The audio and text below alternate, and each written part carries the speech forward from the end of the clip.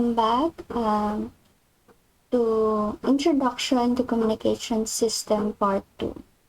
So our topic for today is about noise communications and spectrum analysis. So our objectives is first is to learn about noise communication, and second one is learn about the spectrum analysis. So for the noise and communication, let us first discuss what is noise. The noise in communication system originates both in the channel and in the communication equipment. Why is it important to study noise? As we all know, why is it important to study noise? So as we all know, noise consists of desired, usually random variation that interfere with the desired signal and inhibit communication. So, interference. So, if may mga interference, may possibility na ang signal from the source would not be transferred to the receiver. So, dili maabot sa imong receiver.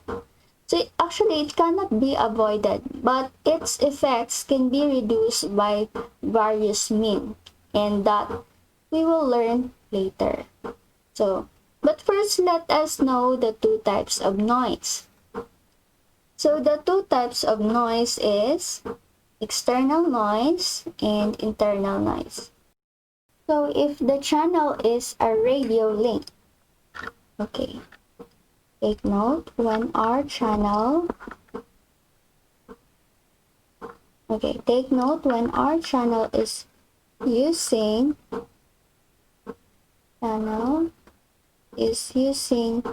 radio link, there are many possible sources of noise. So, we have this one. So, interference from the automobile ignition system is another common problem for the external noise, or one considered the sources of external noise. We have domestic and industrial equipment like this one. Vacuum cleaners, electrical equipment, from light dimmers to vacuum cleaners to computers. Our computers also emit external noise and can also cause objectionable noise. Also, noise can be produced by our sun and stars. So, what are some of the types of external noise? First, we have the equipment noise. So, equipment noise from the vacuum cleaners, computer, etc. So, this noise is generated by the equipment that produces sparks from the electricity. So, spark. So, this type of interference is generally more severe at, they're severe at lower frequencies.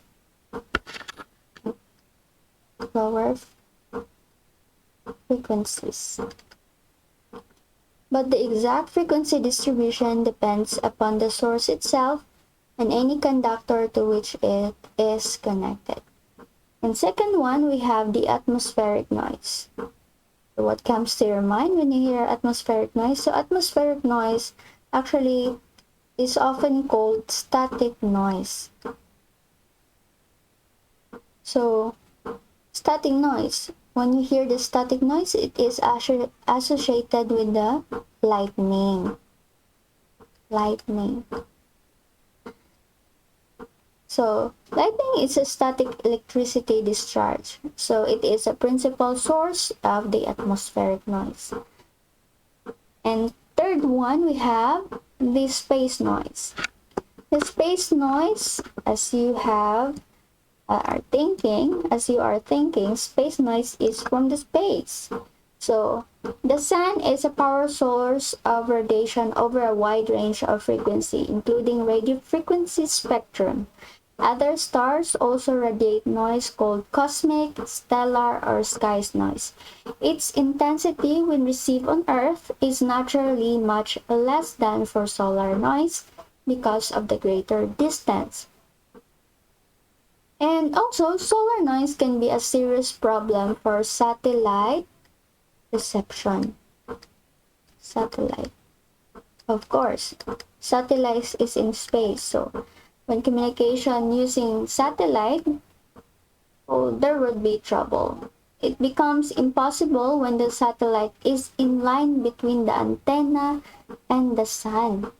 The space noise is more important at higher frequency. So they are more important in higher frequencies.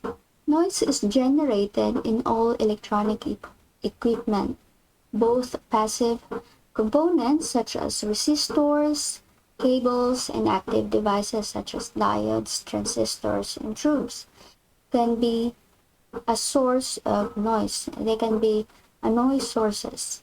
So the power density of a thermal noise, given here, is constant with frequency from 0 to frequency well above those used in electronic circuit. That is, there is equal power in every hertz of bandwidth. Thermal noise is equal mixture of noise of all frequency. It is sometimes called white noise. So it is often called as white, oh no, it is often called as white noise. In analogy with white light, which is an equal mixture of all colors. So the noise power available from a conductor is a function of its temperature. Here it is, as shown here in the equation, wherein the noise power, the Pn is a noise power in watts, K is Boltzmann constant, 1.38 times 10 to the power of negative 3 joules per Kelvin, and T for absolute temperature in Kelvin. So converting it from degrees Celsius is just add 273. And B is the noise power bandwidth in hertz. So this equation here is based upon the assumption that power transfer is maximum. That is, the source and the load are assumed to be matched in impedance. So there is a maximum transfer. So unsa to'y nisulod sa unsay gikan sa source matransfer dito sa load, mo na ang maximum transfer. Filters are often specified in terms of their bandwidth at half power. So what is half power bandwidth? Let me draw here a frequency response of our filter. So filters are often specified in terms of bandwidth at half power. So let's say this is our gain that is expressed. Gain are the magnitude or the amplitude of the power, and we have here the frequency, and let's say for example I have here the value as 30 dB. So half power bandwidth is at the point where the gain of the filter is 3 dB down from its gain of the center passband. So since this is 30 dB, so minus 3, let's say 27 dB, that is our half power, the location of our half power bandwidth, or the gain of the half power bandwidth. Let me change the color. So that is 27 dB, that is our half power. So 27 dB. Let's say that this is 27 dB. So this one is our half power bandwidth. So an ideal bandpass filter would allow no noise to pass at frequency outside the passband. So let's say this is outside for ideal, okay? So for ideal, these frequencies here are not allowed to pass for ideal. But for practical filter, when we say practical, the real filter, okay? So the noise power bandwidth is generally greater than, so this is, let me change our color again. Let me use purple. So for a practical filter, let us say the noise power bandwidth is generally greater than the half power bandwidth, since some contribution is made to the total noise by frequency that are attenuated by 3 dB. So an ordinary LC tuned circuit has a noise bandwidth about 50% greater than its half power bandwidth. So naghatag na siya allowance. Nan siya additional filter. Kaya naman siya yung mga noises. Unlike sa idea, additional noises. So, practical filter are much greater than the ideal filter. Okay? Okay. Let's solve some example here. So, a receiver has a noise power bandwidth of 10 kilohertz. So let's say we have a receiver here. This is our receiver. The receiver has a noise power bandwidth of 10 kilohertz. This is our noise power bandwidth. A resistor that matches the receiver input impedance is connected across its terminal. So what is the noise power contributed by that resistor, by this resistor, in the receiver bandwidth? If the resistor has a temperature of 27 degrees Celsius. So let us solve that. So first, let us convert the temperature from degrees Celsius to, our solution is, convert the temperature from degrees Celsius to Kelvin first. So that is step 1, convert. So T in Kelvin is equal to 27 plus 273.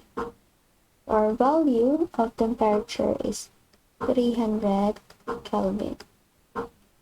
And from the equation discussed earlier, so we have the power noise or noise power is equal to K E times B. K is the Boltzmann constant. So we have 1.38 times 10 to the power negative 23 joules per Kelvin, and joules per Kelvin, and we have 300 Kelvin, and the bandwidth of 10 kilohertz.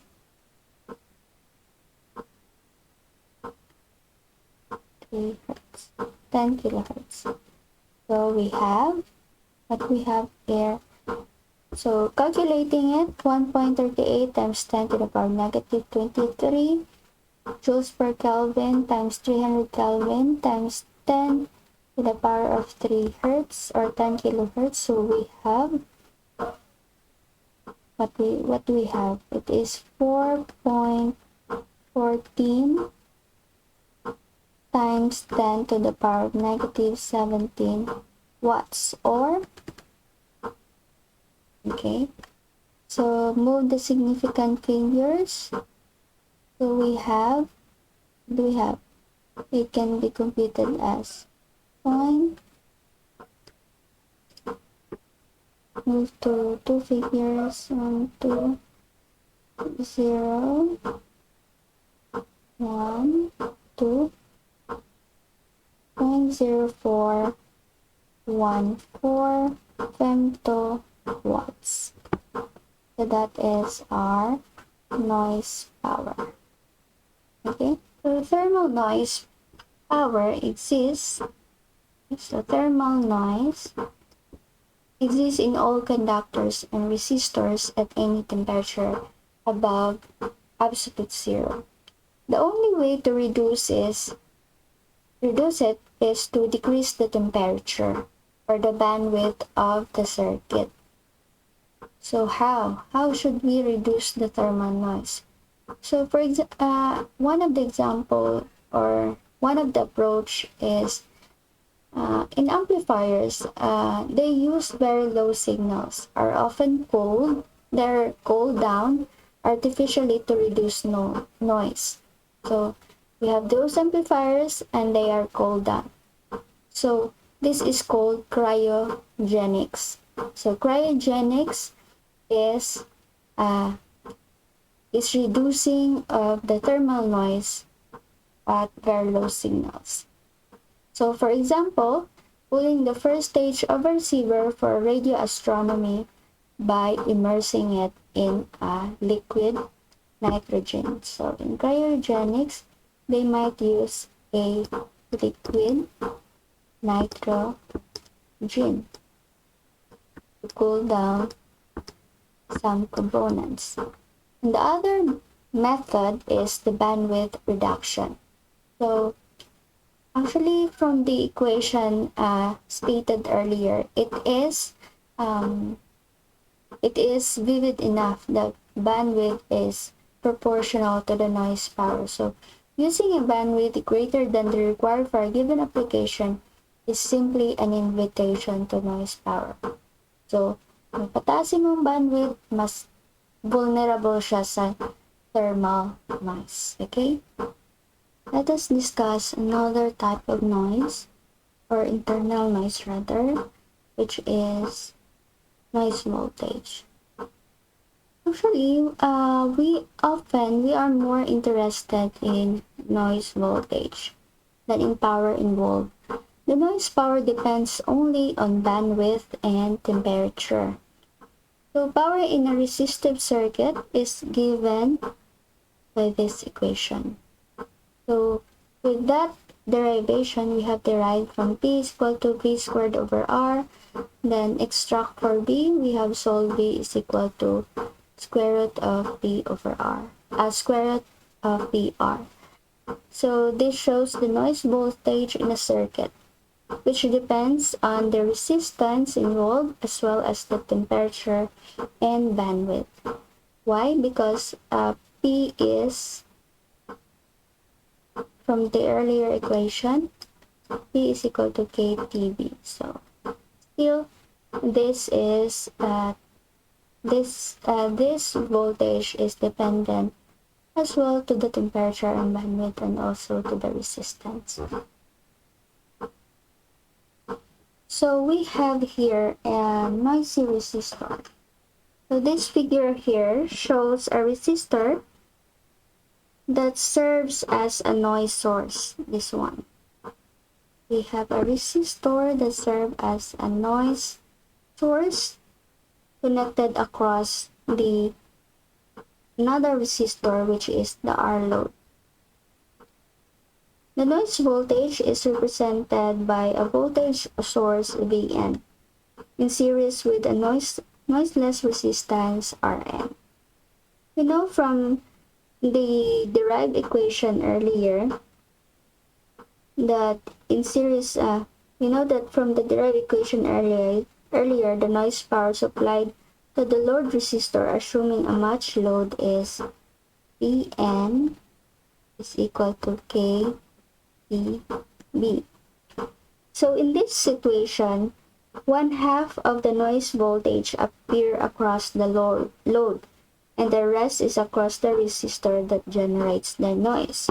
So by KVL, it is expected that the voltage across the load is 1/2 from the voltage here.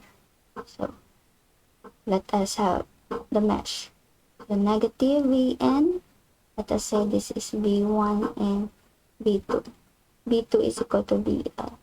Vn, negative Vn plus V1 plus V2 is equal to 0. Then Vn, the source voltage, is equal to V1 plus V2.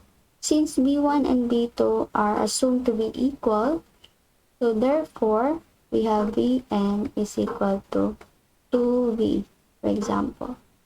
So therefore, it's either V1 or V2.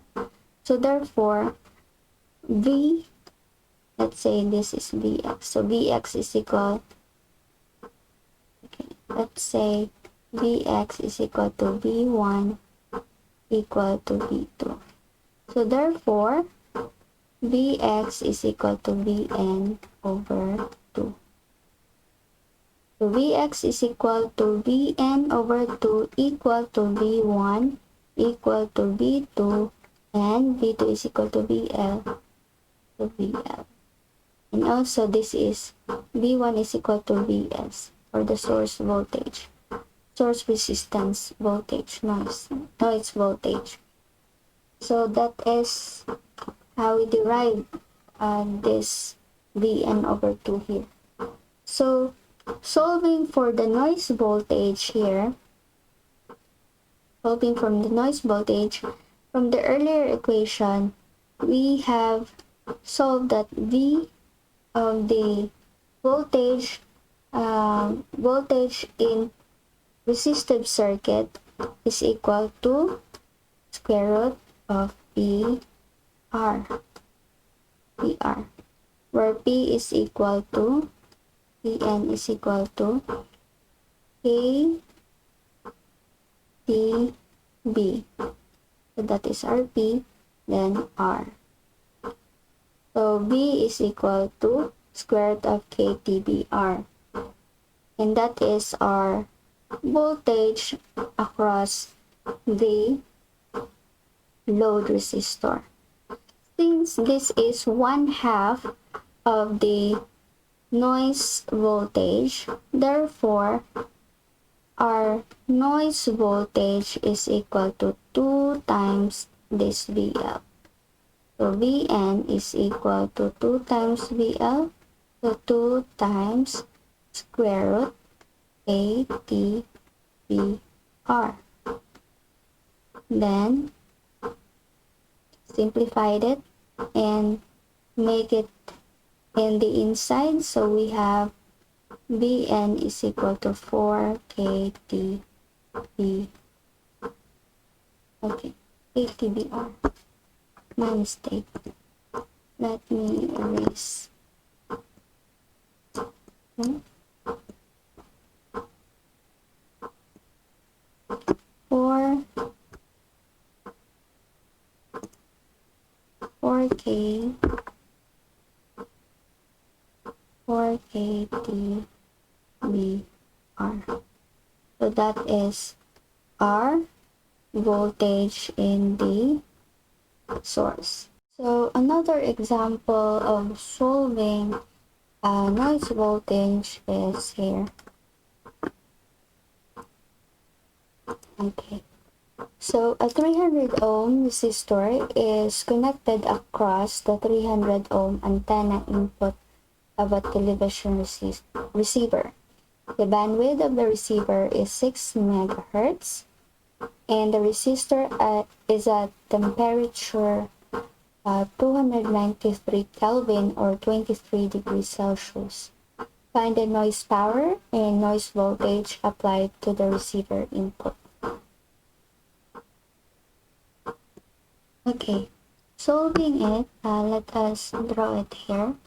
So let us say we have a Vn here and a receiver in the antenna of 300 ohms in the input television carrier. Then we have a 300 ohm resistor as a load.